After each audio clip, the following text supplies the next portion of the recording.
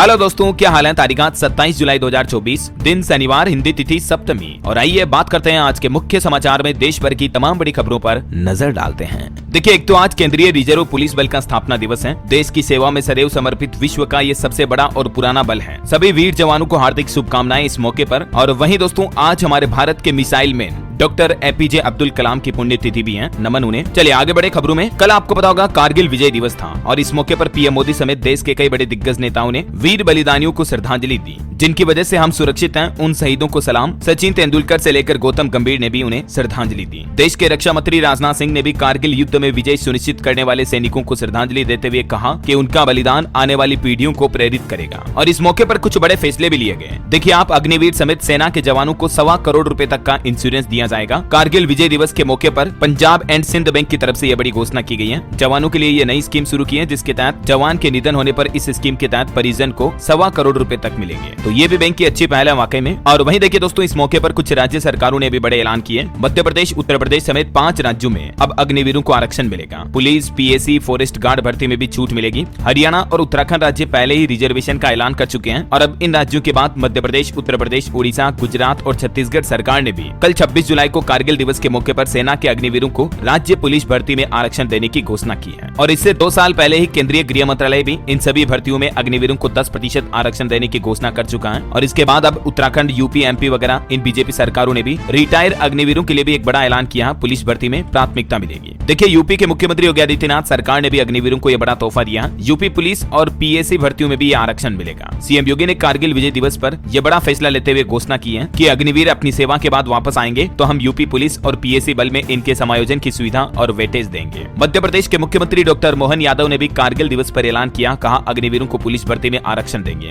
और ठीक ऐसे ही छत्तीसगढ़ सरकार भी अब स्टेट पुलिस, फॉरेस्ट और जेल प्रहरी भर्ती में सीधा फायदा देगी आर्मी से आने वाले अग्निवीरों को, है ना। और देखिए, कारगिल युद्ध की 25वीं वर्षगांठ के मौके पर सीडीएस चौहान ने कहा कि बदलाव की दहलीज पर खड़ी हैं तीनों सेनाएं, देश के जांबाजों को सलाम। और इस मौके पर देश के प्रधानमंत्री भी कारगिल वार मेमोरियल पहुंचे और जवानों को श्रद्धांजलि दी। कारगिल में पीएम मोदी बोले कि अग्निवीर पर विपक्ष झूठ फैला रहा है, इसका मकसद सेना को युवा बनाना है। जबकि कांग्रेस अध्यक्ष खड़गे ने कहा कि फिर पीएम मोदी झूठ बोल रहे हैं। इधर प्रधानमंत्री ने कहा कि अग्निपथ योजना का लक्ष्य भारतीय सेना को ज्यादा युवा बनाना और युद्ध के लिए योग्य बनाए रखना है। तो कुछ यूं बातें, चीतें और चर्चाएं हुई कारगिल विजय दिवस की। चलिए दोस्तों, अब अपन आगे बढ़ते हैं खबरों में। देखिए, करंट अफेयर्स के हिसाब से महत्वपूर्ण अपडेट है। यूनेस्को की विश्व धरोहर सूची में अब असम का मोईदाम ऐतिहासिक टीला भी शामिल किया गया और ये भारत का टोटल 43वां विश्व धरोहर स्थल बन चुका है। यानी असम के मोईदाम को अब यूनेस्को वर्ल्ड हेरिटेज में शामिल कर लिया गया। ये 700 साल पुराना मिट्टी का टीला है। यहाँ अहोम राजाओं के कब्रिस्तान हुआ करते थे। भारत के पिरामिड के नाम से भी ये मशहूर है। तो पीएम मोदी ने भी इस मौके पर खुशी जताई और भारत के लिए ये बड़े गर्व की बात है वाकई में। और वहीं खबर है दोस्तों, भारत ने अंतर्राष्ट्रीय संगठन एशियाई आपदा तैयारी केंद्र की अध्यक्षता भी संभाली। आपदा राहत और बचाव के क्षेत्र में लगातार प्रगति कर रहे भारत ने अब अंतर्राष्ट्रीय संगठन एशियाई आपदा की भी अध्यक्षता का कार्यभार संभाल लिया है। चलिए अगला अपडेट देखिए। सरकार का बड़ा फैसला, गर्भपात की दवाई बेचने वालों पर सख्ती बरती जाएगी। अब मेडिकल स्टोर्स डॉक्टर की पर्ची के बिना किसी को भी अबॉर्शन की दवा नहीं दे पाएंगे।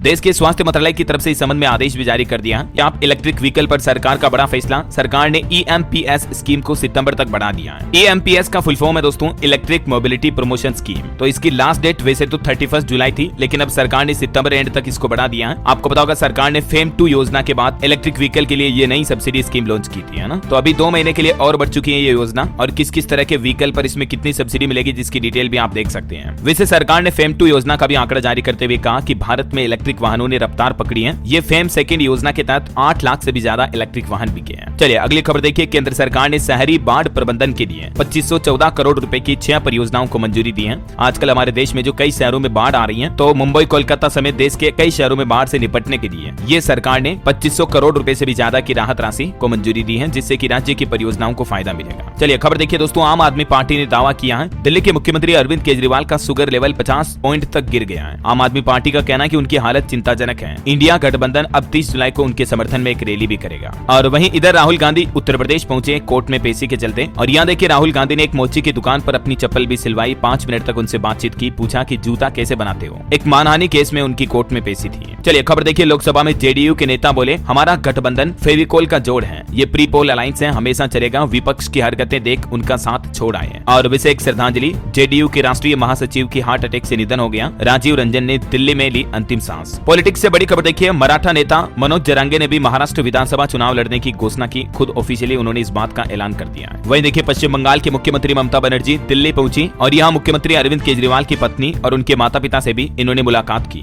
और ममता बनर्जी का कहना कि वो नीति आयोग की बैठक में आएगी, विपक्ष विरोधी बजट का विरोध भी करूंगी। चलिए अगला अपडेट देखिए, महाराष्ट्र सरकार ने नया आदेश जारी किया, राज्य में अब सरकारी फाइलें, वीडियो मैसेज व्हाट्सएप से भेजने पर बैन लगा दिया। इसके लिए अब संदेश ऐप का इस्तेमाल करना होगा। महाराष्ट्र सरकार ने सभी अधिकारियों को यह आदेश भी जारी कर दिया। चलिए पॉलिटिक्स से एक और बड़ी खबर देखिए, भाजपा ने 2 राज्यों के प्रदेश अध्यक्ष बदले, राजस्थान में मदन राठौर और बिहार में दिलीप कुमार को मिली जिम्मेदारी, 6 राज्यों में प्रभारी भी बदले गए, है ना। और केरल हाईकोर्ट का एक बड़ा फैसला देखिए दोस्तों, धर्म परिवर्तन सर्टिफिकेट में नाम बदलना जरूरी है। हाईकोर्ट ने कहा कि व्यक्ति को एक धर्म से बांध कर नहीं रख सकते हैं, ये संवैधानिक गारंटी है, यानी कि हमारे भारत का संविधान कॉन्स्टिट्यूशन भी भारत के आम नागरिक को कोई भी धर्म अपनाने की इजाजत देता है। और ये आदेश सुनाते हुए केरल हाईकोर्ट ने कहा कि धर्म परिवर्तन सर्टिफिकेट में नाम भी बदलना जरूरी है। इधर सुप्रीम कोर्ट ने भी देखिए केरल और बंगाल के राज्यपालों को नोटिस भेजा, विधानसभा से पास बिल रोकने का मामला है, केरल के 7 और बंगाल के 8 बिल अटके पड़े हैं। वहीं हाल ही में आपको पता होगा केंद्र सरकार ने जो संविधान हत्या दिवस हर साल 25 जून को मनाने की घोषणा की थी, तो उसके खिलाफ भी दिल्ली हाईकोर्ट में याचिका लगाई गई, लेकिन दिल्ली हाईकोर्ट ने कहा कि केंद्र का यह फैसला संविधान का उल्लंघन नहीं है, इससे संविधान का अनादर नहीं हुआ है, तो इस याचिका को खारिज कर दिया हाईकोर्ट ने। चलिए अगली बड़ी खबर देखिए, हमारे देश के 6000 आंगनबाड़ी केंद्रों में खुलेंगे क्रेच सेंटर, 1 लाख आंगनबाड़ी केंद्रों को अपग्रेड करने का लक्ष्य भी रखा है सरकार ने। कामकाजी महिलाओं के लिए ये केंद्र सरकार एक और तोहफा लेकर आ रही है। क्रेच सेंटर का मतलब दोस्तों ऐसी जगह है जहाँ शिशु या छोटे बच्चों की देखभाल की जाती है, सीख सकते हैं, बच्चे भोजन का आनंद ले सकते हैं, आराम कर सकते हैं, है ना। तो इस तरह की सुविधाएं शुरू की जाएगी अब देश के आंगनबाड़ी केंद्रों में, और ये क्रेच सेंटर खोलने के लिए आवश्यक भर्ती भी निकाली जाएगी। ये देख सकते हैं आप कुछ और डिटेल भी, केंद्र सरकार महिलाओं और बच्चों के लिए ये जरूरी कदम उठाने जा रही है। चलिए दोस्तों देश के लिए एक और बड़ी अच्छी खबर देखिए आप, भारत 9वीं बार विमेंस एशिया कप के फाइनल में पहुंचा,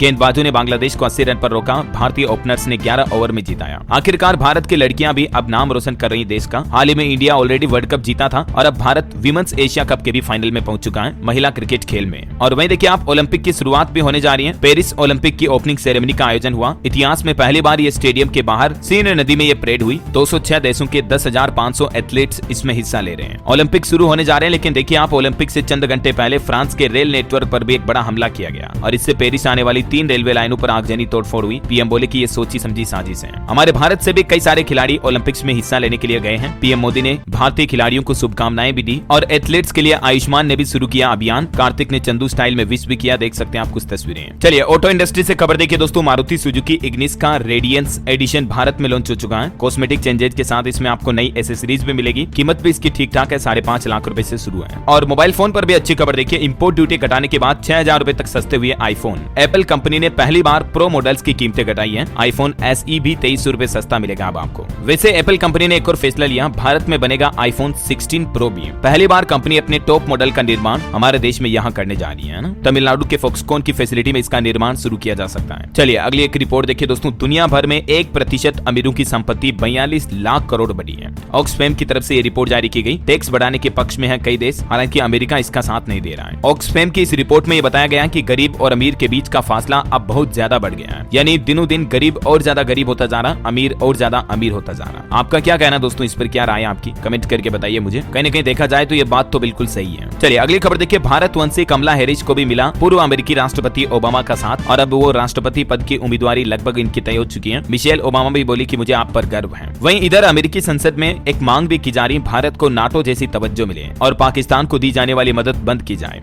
चीन को काउंटर करने में मदद मिलेगी। इससे अमेरिकी संसद में कल ही भारत समेत दुनिया के इन देशों को नाटो सहयोगियों के स्तर पर तवज्जो देने की मांग उठाई गई है। चलिए अगला अपडेट देखिए, देश भर में 5 लाख से ज्यादा गाँव खुले में शौच मुक्त घोषित किए गए। जल शक्ति मंत्रालय की तरफ से ये आंकड़े भी जारी किए गए। वहीं नौकरियों पर भी अच्छी खबर आ रही, IT सेक्टर में वापस आने वाली है नौकरियों की बहार। 90,000 फ्रेशर्स को जॉब देगी TCS और इन्फोसिस जैसी कंपनियां। इस मौजूदा वित्त वर्ष में ये कंपनियां रिक्रूटमेंट निकाल सकती हैं, ऐसी मीडिया रिपोर्ट्स हैं। चलिए अगली खबर देखिए, गूगल के CEO डॉक्टर सुंदर पिचाई को IIT खड़गपुर से मिला शीर्ष सम्मान। पिचाई के अल्मा मेटर ने उन्हें एक समारोह में मानद डॉक्टरेट की उपाधि भी प्रदान की। और वहीं देखिए दोस्तों, कांवड़ यात्रा में दुकानों पर नाम लिखने के मसले पर सुप्रीम कोर्ट ने एक और आदेश जारी किया और दुकानों पर नाम के रोक के आदेश की समय सीमा को और बढ़ा दिया। सुप्रीम कोर्ट ने कहा कि किसी को भी बाध्य नहीं कर सकते हैं। फिलहाल नाम प्रदर्शित करने के आदेश पर सुप्रीम कोर्ट ने 5 अगस्त तक रोक बढ़ा दी है। हालांकि सुप्रीम कोर्ट का कहना है कि स्वेच्छा से नाम लिखने की अनुमति होगी। अगर कोई दुकानदार अपनी मर्जी से नाम लिखे तब तो कोई दिक्कत नहीं है, लेकिन बाकी 5 अगस्त तक सरकारें दुकानदारों को ऐसा करने के लिए मजबूर नहीं कर सकती है ना। वहीं देखिए दोस्तों, आने वाले स्वतंत्रता दिवस के मौके पर रिलायंस जियो की तरफ से एक ऑफर निकाला गया। एयर फाइबर कनेक्शन लेने पर अब आपको 1000 रुपए तक की छूट मिलेगी। ये ऑफर कल 26 जुलाई से शुरू हो चुका है, जो कि 15 अगस्त 2024 तक चलेगा, है ना। और कंपनी का कहना है कि कोई इंस्टॉलेशन चार्ज भी नहीं लिया जाएगा। चलिए अगली खबर देखिए। रामनगर जिले का नाम अब बंगलुरु साउथ कर दिया गया है। कर्नाटक सरकार की तरफ से यह बड़ा फैसला लिया गया। दक्षिण बंगलुरु होगा अब ये रामनगर जिले का नाम कर्नाटक में। कैबिनेट ने इस प्रस्ताव को मंजूरी भी दे दी है ना। वही देखिए बड़ी खबर, नीट यूजी रिवाइज्ड रिजल्ट जारी हो चुका है। टॉपर्स की संख्या 61 से घटकर अब मात्र 17 रह गई। लगभग 4 लाख से भी ज्यादा कैंडिडेट्स की रैंक बदली। फिजिक्स के एक सवाल की वजह से ऐसा हुआ। एनटीए यानी नेशनल टेस्टिंग एजेंसी की तरफ से ये नीट का रिवाइज्ड रिजल्ट जारी हो चुका है। ये रिजल्ट की 4 बड़ी बातें भी आप देख सकते हैं। चलिए अगली खबर देखिए। साल 2034 तक 9 to 5 जॉब बन जाएगा अतीत। लिंक्डइन के को फाउंडर की तरफ से ये कारण भी बताया गया। मतलब सुबह 9 से शाम 5 बजे तक की जो जॉब है ना, वो 2034 के बाद खत्म हो जाएगी। उनका कहना है कि एआई यानी आर्टिफिशियल इंटेलिजेंस के लॉन्च होने से वर्क कल्चर में काफी बदलाव देखने को मिलेगा। मनुष्य की तरह जल्द ही एआई रोबोट रिस्पॉन्ड कर पाएंगे और कंपनियों के कई काम अब